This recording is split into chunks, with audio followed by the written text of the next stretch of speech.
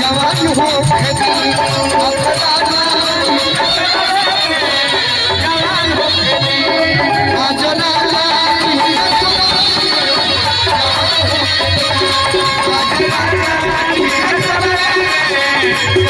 भैया के छोट भाई गोलू जी,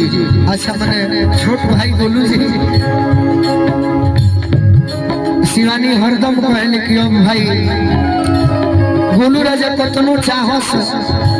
आ कतनो परेशान हो खस तो दोषे का बाबा तहरा तो जो करे के बाबा